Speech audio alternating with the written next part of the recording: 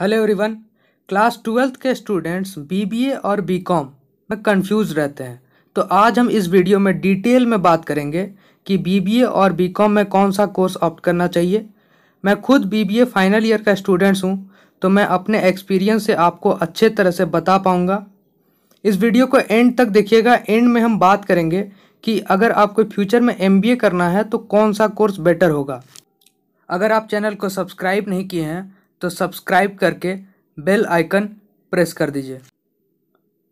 BBA bachelor of business administration ये एक professional under graduate programme है। इसमें बिजनेस मैनेजमेंट का पढ़ाई होता है।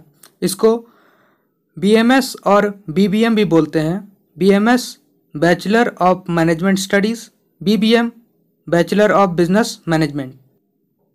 बीकॉम बैचलर ऑफ कॉमर्स ये एक ट्रेडिशनल यूजी प्रोग्राम है। इसमें टैक्सेशन, फाइनेंशियल लॉ, इकोनॉमिक्स और अकाउंटिंग का पढ़ाई होता है।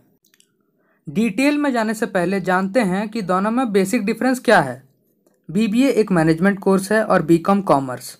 अगर आप बीकॉम पढ़ते हैं तो आपको अकाउंटिंग तो करना ही है, टैक्सेशन, फाइनेंशियल लॉज के बारे में पढ़ना होगा। और अगर आप बीबीए चूज़ करते हैं तो आपको वहाँ पे marketing theories, HR, sales, finance ये सब के बारे में पढ़ना होगा। अगर आपका अकाउंटिंग में दिल नहीं लगता है तो फिर बीकॉम ऑप्ट करना आपके लिए एक बहुत ही टफ होगा।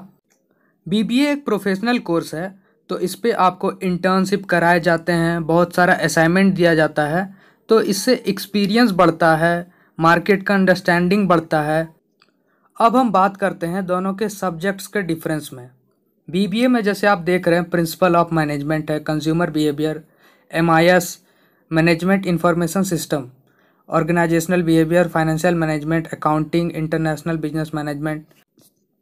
वहीं बीकॉम में financial accounting, business organisation and management, company law, indirect tax law, auditing and corporate governance, fundamentals of financial management. तो आप देख रहे हैं कि बीकॉम में टैक्स, लॉ, अकाउंटिंग ये सब है और बीबीए में थ्योरीज़ है।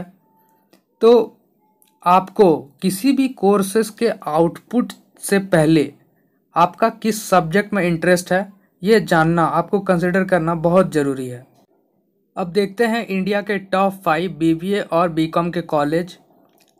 गुरु Gobind Singh Indraprastha University Delhi, Hansraj College Delhi University, Shaheed Sukhdev College of Business Studies New Delhi, Shri Ram College of Commerce Delhi, Symbiosis International Pune, Hindu College Delhi, Christ University Bangalore, Saint Xavier College Kolkata,